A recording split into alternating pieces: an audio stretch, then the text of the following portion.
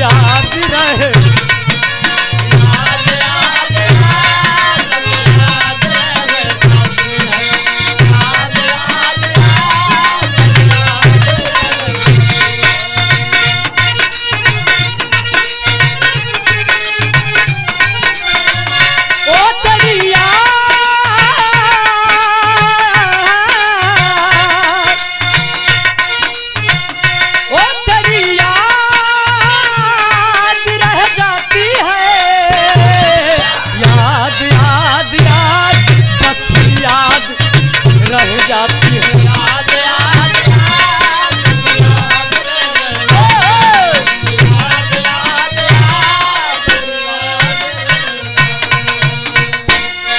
अच्छा बाबूजी, बाबा मैं लोकगीत बिरहा गायक रोहित सुहाना, मुगराबाद शाहपुर जौनपुर की धरती से, बाबा संगम लाल पटेल, महिमा स्टूडियो प्रतापगढ़ बाबा के सौजन्य से आपके सामने एक बिरहा भगवान कन्हैया के लीला।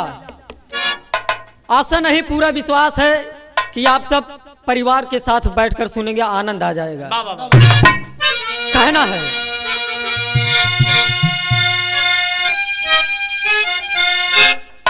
सोचई लगा कंस अभिमानी, सोचई लगा कंस अभिमानी,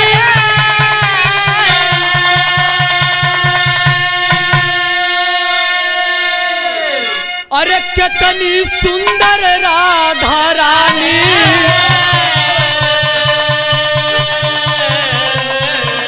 अरे यानी एक दिना मन में कर चला विचार,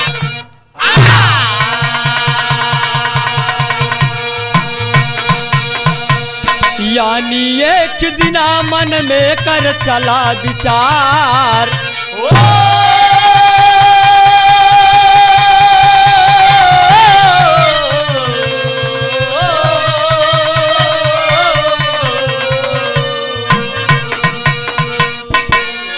ध्यान दे आप सब, एक लाइन कव्वाली का टुकड़ा बा मुन्ना बजा के आओ, तैयारी में।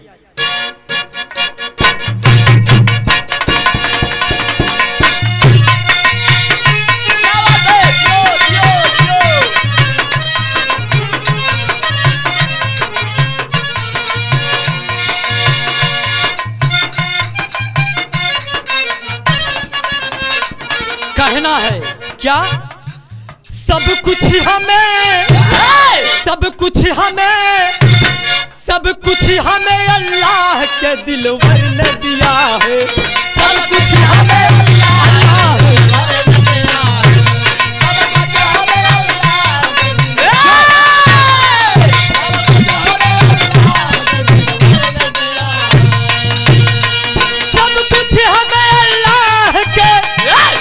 दिलवर न दिया है। कुरान कुरान कुरान मदीने के पैगंबर न दिया है।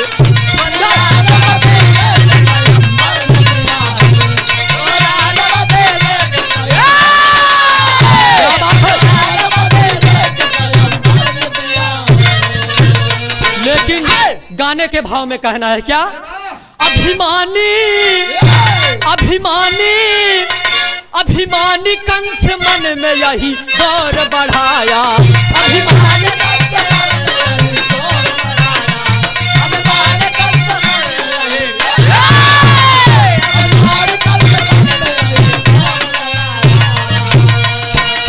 अभिमानी कंस मन में यही अब गौर बढ़ाया।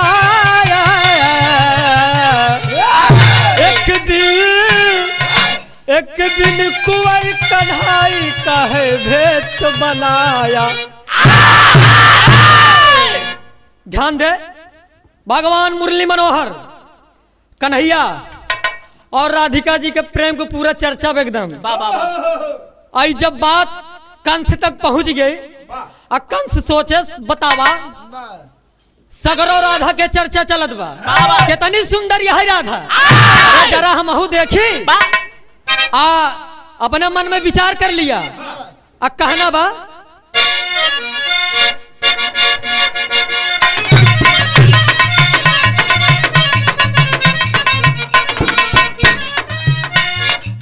पीला बसन बदन पे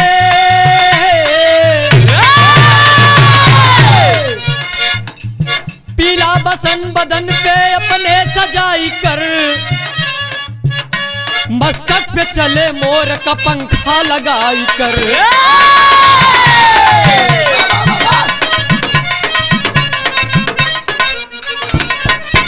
बंसी भी लिया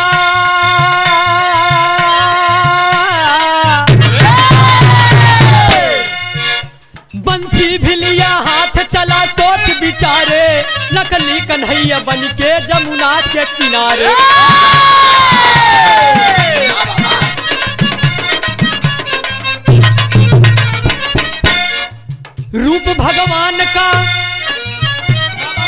रूप भगवान का नकली बना के आया है रूप भगवान का नकली बना के आया है राधिका आएंगी सपना यही सजाया है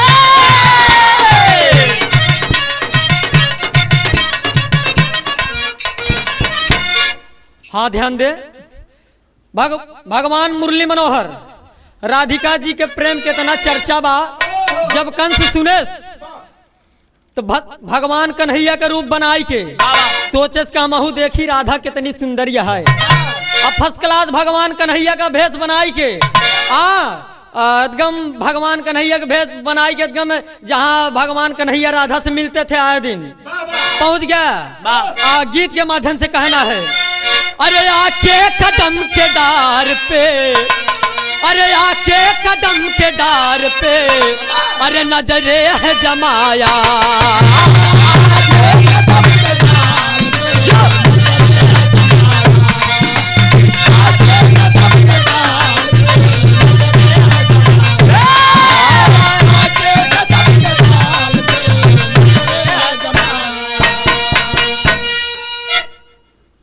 कंस भगवान कन्हैया जहां मिलते थे पहुंच गया और कदम के डार पे बैठ गया लेकिन तेरी के भावा इलाहाबादी दादा राम कैलाश को कहना बा अरे राधा राधा मुरारी राधा प्यारी बन गए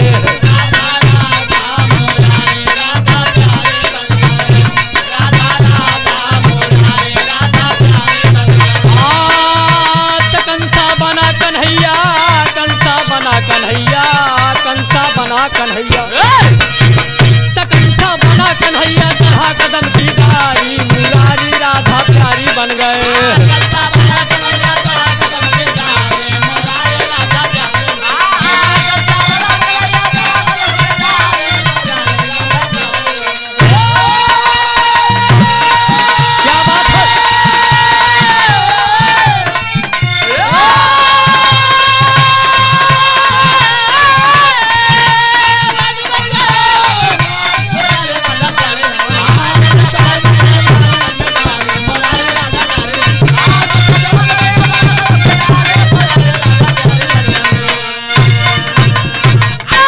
भगवान कन्हैया को मालूम चला कि कंस हमारे रूप बनाई के राधा से मिले बदे एक जहां हम मिलत रहे वहां पहुंच गया हाँ तो भगवान कन्हैया अंतर्यामी करते क्या है झूमर में कहना है कि ये सोरह सिंगार कान्हा बने राधा नार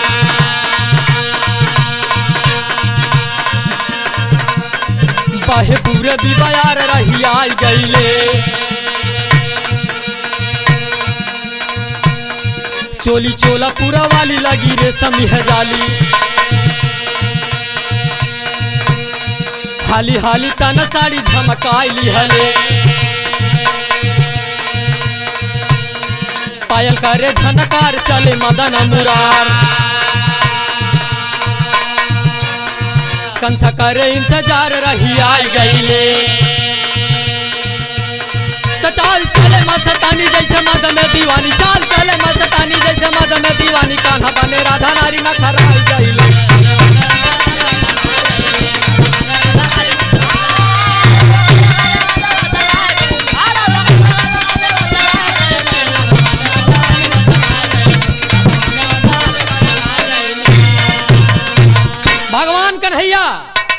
राधिका जी का भेष बनाए के एकदम गोर गोर गाल, बढ़िया मेकअप करे, एकदम भगवान कन्हैया राधा जी के रूप बनाए हैं। अब पहुंच गए, लेकिन एक ही तर्ज लगा, बहुत पुरान तर्ज।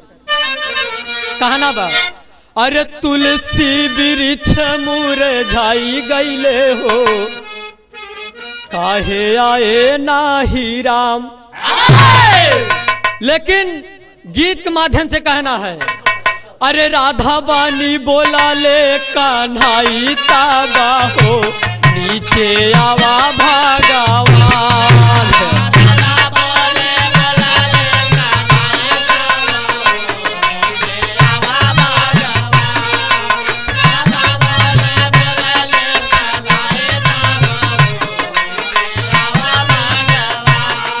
भगवान कन्हैया पहुंच गए हैं, और जब पहुंच गए तो कंस एकदम कदम के डार पे बैठा है। अब भगवान कन्हैया कहत हैं, और आगे का कहत हैं, तू तबसी गईला मोरे मन के भितरिया, गईला मोरे मन के भितरिया,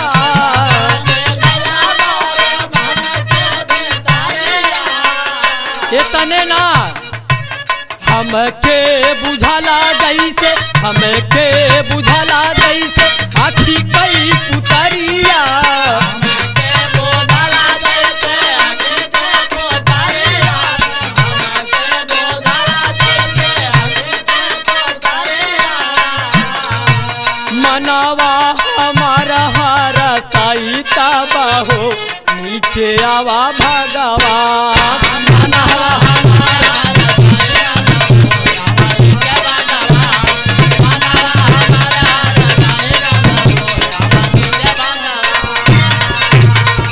भगवान कन्हैया जब पहुंच जाते हैं, ये जब भगवान कन्हैया राधा जी के भेष बनाए के पहुंचे हैं, और जब कंस देखत वो कहत बाय है जैसे हम नाम सुने रहे एकदम ठीक। अब भगवान कन्हैया के देख के राधा का रूप बनाए रहे, कंस नीचे आई जात है, बात करत बाटे, मगर भगवान कन्हैया सोचत हैं, भगवान कन्हैया कहते हैं कि लागत हमार मामई। तो तर्ज लगा मास्टर, अरे होत बा कमर में दर्द, अब होत बा कमर में दर्द, अरे क्यों कवन खेल लगा वाइलाए भौजी, अरे लगवाइलाए भौजी।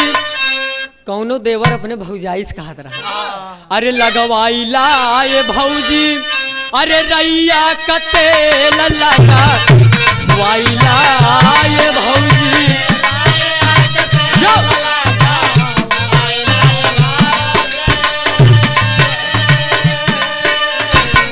लेकिन इधर भगवान कन्हैया मन में क्या सोच रहे हैं, सोचई लागे मानवा में,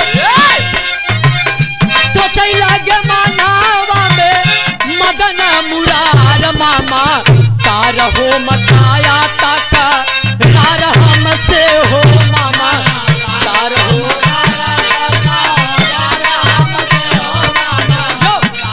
क्या बात है,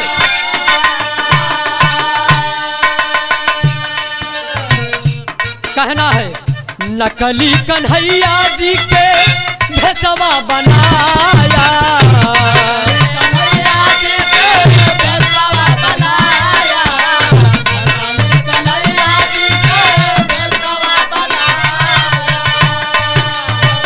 भगवान कन्हैया सोचते हैं हमारे रूप बनाए के हम से वह कहते हैं, नकली कन्हैया जी के, नकली कन्हैया जी के भेसवा बनाया, कन्हैया जी के भेसवा बनाया, कन्हैया जी के भेसवा बनाया। इतने ना मिली है हमार राधा, मिली है हमार राधा, मिली है, मिली है हमार राधा, मन में बसाया, हमार राधा मन में बसाया। क्या बात है, जो हमार राधा मन में बसाया। कन्हैया अपने मन में सोचत है झारी ले बयाद सारा, झारी ले बयाद सारा तोहर दुलार मामा तारा हो मचाया ताका तारा हमसे हो मामा।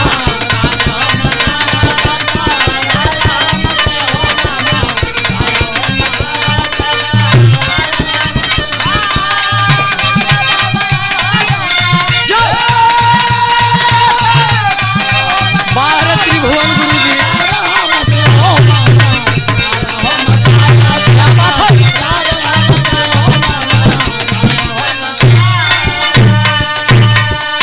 इधर भगवान मनैया भगवान कन्हैया इतनी बात मन में सोच लिए तखी तर्ज लगा हमारे स्वर्गीय उस्ताद जनाब हैदर अली जुगनू जी गाया करते थे। कहना है दर्शन तो कभी नहीं हुआ नहीं लेकिन गीत के माध्यम से याद आ जाती है दोस्त। कहना है गाँव तरहन का अरे नदी भौजैया दुनहु यह गाँव है। अरे नदी भौजैया दुनहु अब एक समौरिया दुनहु के पिया पारा देसिया हो रहा। नदी भौजैया दुनहु एक समौरिया क्या बात है पिया पारा जो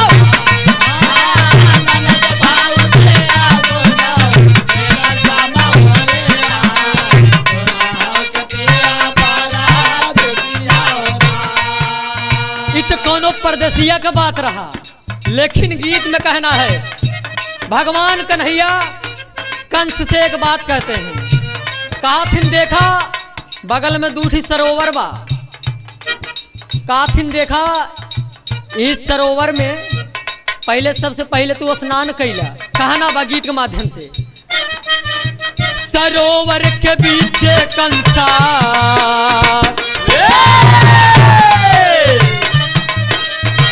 सरोवर के बीच कंसा किया या सनानावा मर्द से बनी गाजा नानावा हो रहा।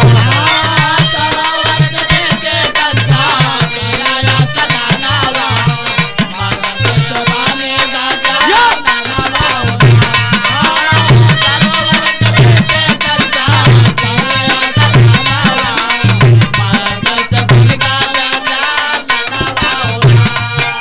भगवान कन्हैया कंस से कहे देखा ये सरोवर में जाके नहाइला और नहाए के बाद आवा तब हम आपसे बात करी। लेकिन होता क्या है जब उस सरोवर में कंस नहाता है देखी के बदनिया कंसा गवा घबराई बदनिया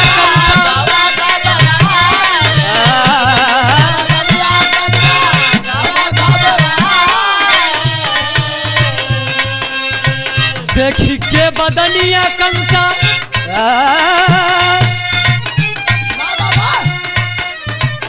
देखी के बदनिया कंसा गवा घबराई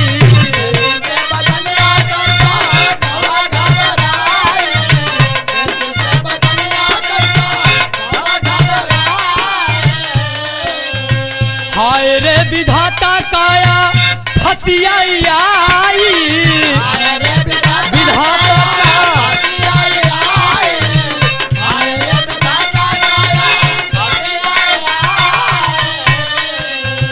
मर्द से कैसे होई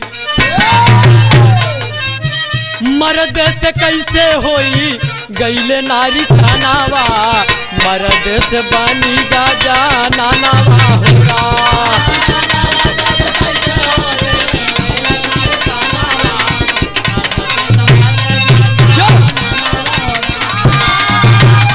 क्या बात है क्या बात है।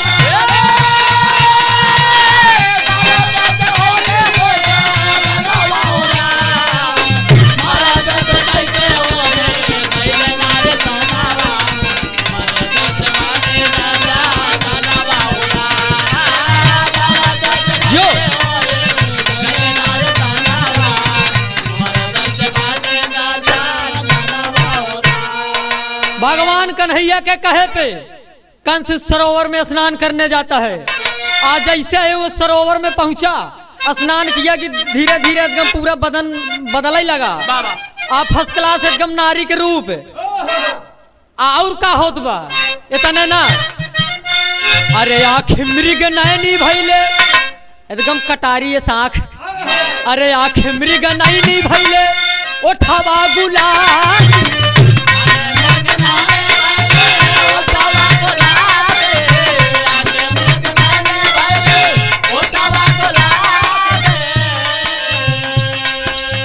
चढ़ली जवानी हाँ चढ़ली जवानी हाँ चढ़ली जवानी मत मस्त सवारी।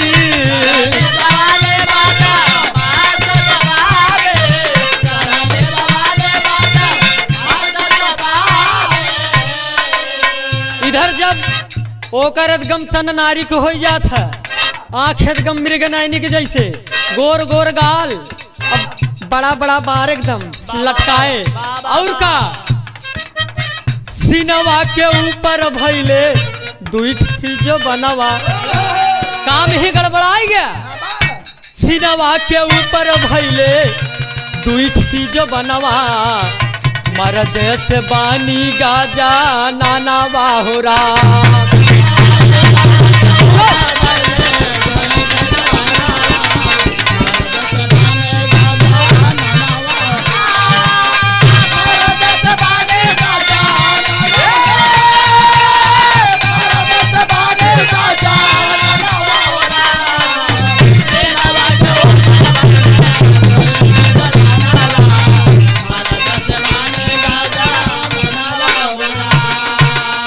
इतना हो के बाद कंस एकदम पागल हो जाता। हाथ होथ देखत एकदम नरमी कलाई, एकदम पूरा एकदम मामला खराब हो गई है। अब भगवान कन्हैया के सामने कंस एकदम गिड़गिड़ात बा, रोवत बा। तो कहना अब गीत के माध्यम से यह कहना बा। अरे कंस रोए जार जार, अरे भैल मरद सेनार। अरे हाय फूटी तक दिरिया अब का करी।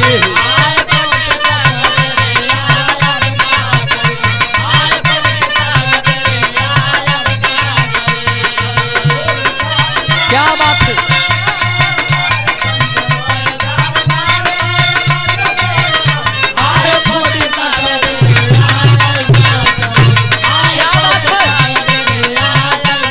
इतने ना और सोचत बा। करैया हम प्यार भइल जिंदगी बेकार। करैया हम प्यार भइल जिंदगी बेकार। भय नर से हम नरिया अब गागरी है।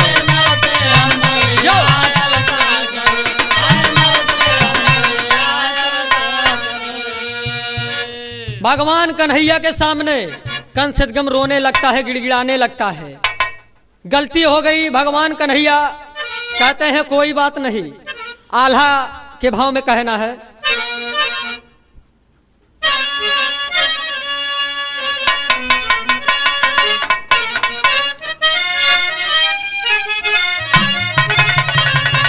हाय अरे बहुत परेशान।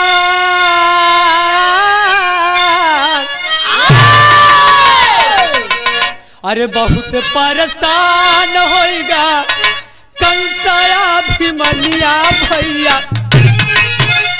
क्या बात है जियो। तब सोच लागे मन में मादाना मुराद। क्या बात है।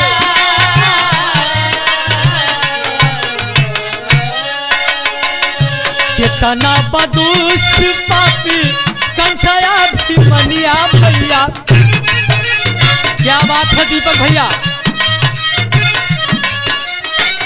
रिश्ता में ला गई लेकिन मामा हो हमार।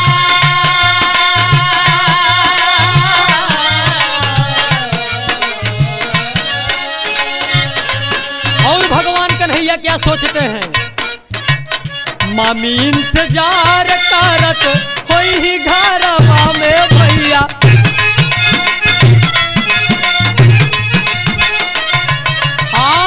कहाँ चली गवा हमारा मादा,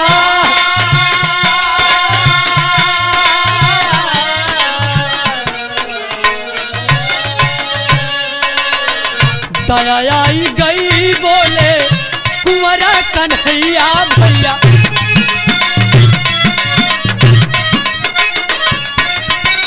आवाया बकई गई थोड़ा उपकार,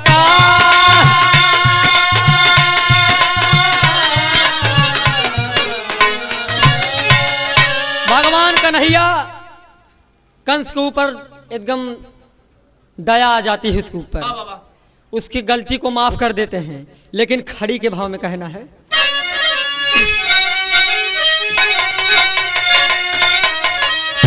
अब लीलाधारी अपन लीला, अरे लीलाधारी अपन लीला, अरे दिखाई दिहले, अच्छा खास हमारा दनवा बनाई दिया,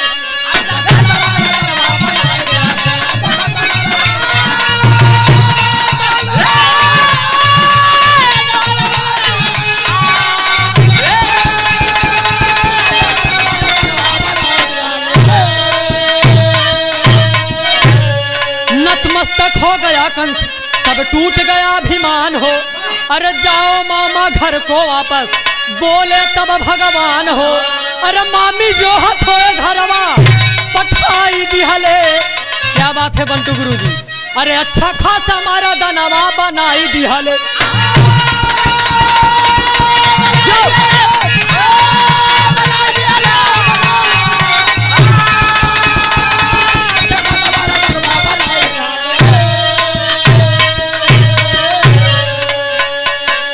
स्वामी गीतानंद संत कवि यादव रामधार, जुगनू हैदर अली चले गए चंचल स्वर्ग सिधार, राम मुरारी राधा प्यारी बन गए, राम मुरारी राधा प्यारी बन गए, त्रिभुवन रोहित गावई खंजर की कविताई, मुरारी राधा प्यारी बन गए।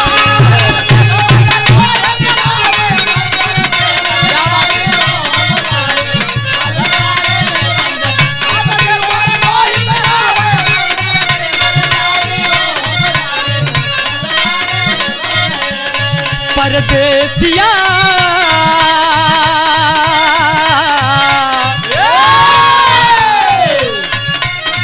परदेसिया बहिरे बहिरे पूरवैया, परदेसिया बहिरे